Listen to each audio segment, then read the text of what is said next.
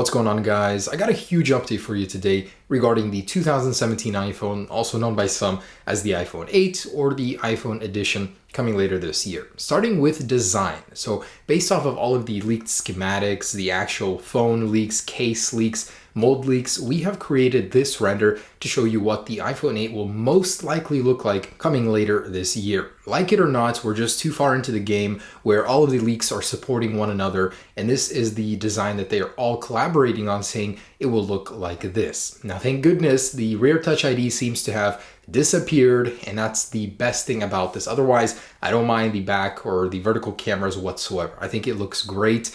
Well, not great, but it looks different, I gotta say. So there's that, the new upcoming design. And before I go any further, guys, I just wanted to say, believe it or not, nobody claimed the black AirPods I was giving away in the earlier video. I mean, someone did win. I emailed them, I tried to get a hold of them, nothing. So you guys have another chance to win these. The black AirPods, sealed, never opened, basically got them because I completely forgot I ordered them.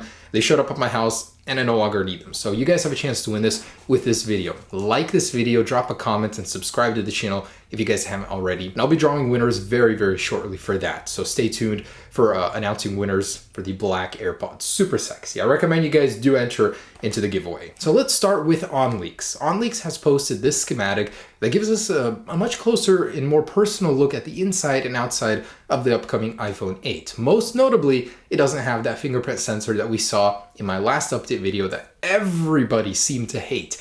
So I'm exceptionally happy to see that go. The vertical cameras do remain. They are going to be raised and sticking out of the actual design, but overall it's very consistent and close to what we've seen before. Several key features that we can learn from this schematic. The vertical cameras are here to stay. Everybody is reporting on them. Everybody is saying the vertical cameras will be happening. There are several good reasons for Apple to do it, including the AR and virtual reality capabilities. Basically, when you would go into horizontal mode with your iPhone, it'd be more capable for that with a headset or something like that. There might actually be some advantages to photos with that. Who knows? But the one thing we can all agree on with everybody is that those are here to stay. There's also a flash unit right between the cameras. That is a very questionable design change by Apple.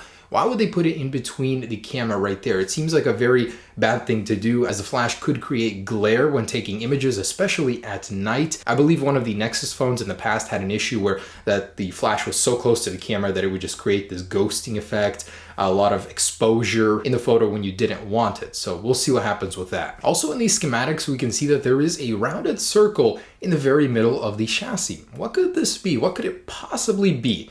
We seem to think that it will be wireless charging as well as the entire internet. So we actually rendered up a couple scenes of what that would look like inside of the iPhone. My designer seems to think that the chassis will basically be this flat metal surface with a cutout for the actual wireless charging pad. And that's just basically a general rendition of what that could look like. But wireless charging in general is pretty much confirmed for the upcoming iPhone, as the PowerMat CEO himself has said it will be a standard feature in the upcoming iPhone. You know, no question about it. He was so certain of it. So it's not like anyone really doubted it was going to happen, as there were so many rumors pointing towards it, but seems that it has been confirmed by many people. And the happiest change about the schematic, happiest for most people, is that the fingerprint sensor is gone altogether. That location was terrible for it, and it leads me to believe that Apple did one of two things. Either they did find a solution for implementing it into the display, or that they did put it onto the actual new longer power button, as it is about 2 times longer than the old one. We've seen that in a lot of these schematics. The power button for no reason just became longer. So I personally think that the Touch ID will go there, as it seems too much of a hassle to put it into the display, or maybe it was just not possible with the technology they have right now and to release it in time for the September or October release, whenever that'll be. Evgeny Egeskhin did make some updated concepts based on these schematics. So just to give you a little bit of an idea from a different angle of how this iPhone could possibly look, this is what that's like. It's got the longer power button, the vertical cameras, that full screen display, and it's running sort of an iOS 11 hybrid, just to show you what Apple could do with some of that extra screen space. And I'm sure you guys have seen Unbox Therapy did make his own 3D printed model of this iPhone based on Vania's actual schematics. They did work together on that, and just wanted to give you a little look at that. It doesn't show us anything really that we haven't seen already, but it's kind of interesting to see it in a 3D printed perspective. And there have been a couple internal schematic leaks, which have detailed the A11 processor and the new logic board shape shape altogether. Although the interesting thing is it doesn't show the L-shaped battery here, which I thought that it would. Apparently it's gone in this one. I don't know what that's about. But the logic board does have an interesting shape. It's now a little bit different to accommodate for the vertical dual lens cameras. And when Vania lined it up with the leaked schematics, it matched up pretty much perfectly. So we did render a couple scenes to show you what that would look like in real life with the camera sensor right there. It all folds in together very nicely, very compact. Apple is really going for optimization of space. They're making things smaller, moving them around, just being really smart about the whole thing, probably to give you more battery life with how small the phone is. And a very interesting leak, something we don't see very often so far ahead of the release of the upcoming iPhone. An actual case and screen protector leak from KK Sneaky Labs. They show what the case would look like for the upcoming iPhone, and it matches very well with the schematics and all of the leaks we've been seeing. It's got that cutout for the vertical dual lens camera. It also does have a much longer power button switch on the side, as well as dual speakers on the bottom and the lightning port right there. And it does confirm that it doesn't have a Touch ID little ring in the middle of the back of the phone, which is awesome again.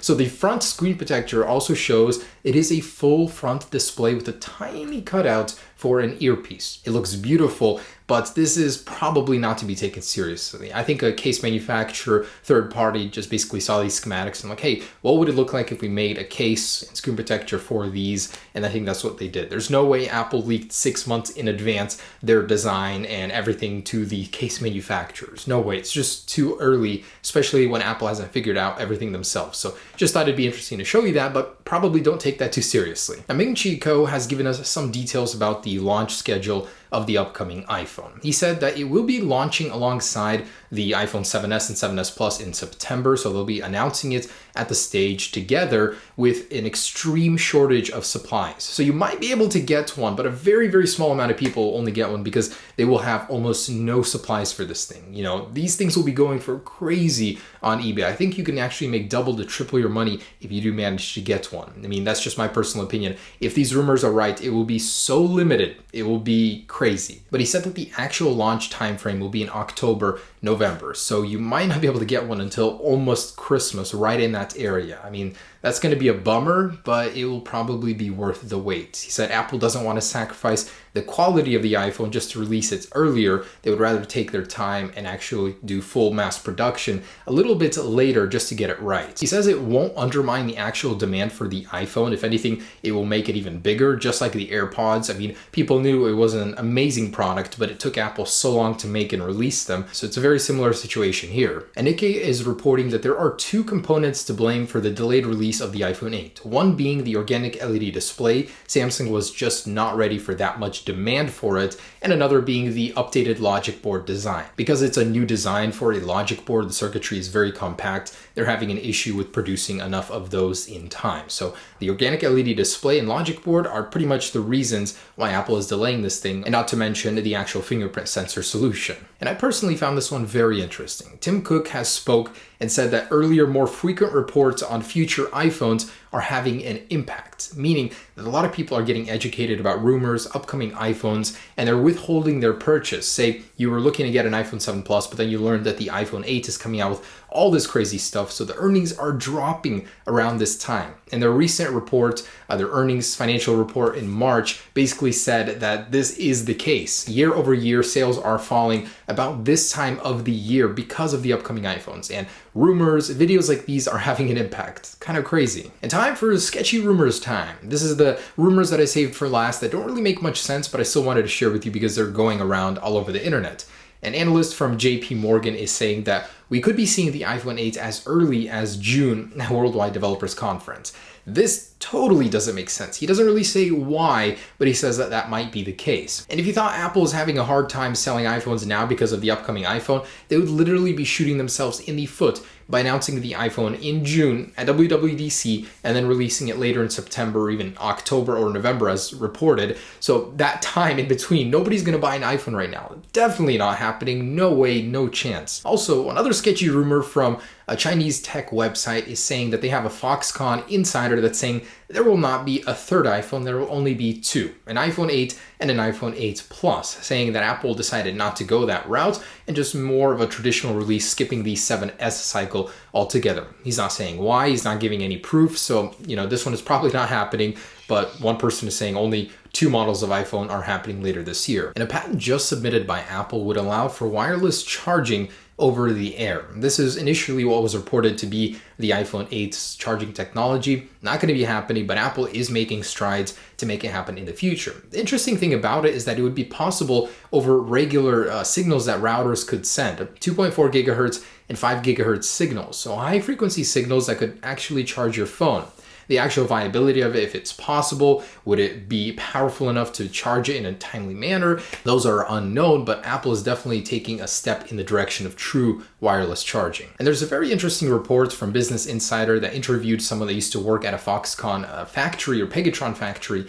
And what they reported was quite interesting. Apple is really stepping up their security when it comes to keeping leaks inside, trying to keep anybody from bringing a camera or any metal, for that fact, through the security doors of their factories. They actually used to have one metal detector, now they have two. Girls with bras that have metal in them can't even get into that factory, so they had to go and change that. It's kind of interesting. Apple is so trying to clamp down on these rumors, but they can't, and they keep flooding out from everywhere. I mean, I think that's an impossible task altogether, but it might be that in the future, leaks like these that we're seeing might not even happen anymore. In any case, guys, just wanted to say thanks so much for watching. That's the latest on the iPhone 8 rumors and leaks. A lot of great stuff. We're getting really close here. And very soon here, we're going to start to see a lot more component leaks. The cameras, vertical cameras might leak, the display leaks. I'm really excited for that. So I'll be here to share all of that with you. Again, if you guys want a chance to win those Jet Black AirPods, do like, comment, and subscribe on this video, and I will be announcing winners for that very soon. Hope you enjoyed the video, guys. Peace.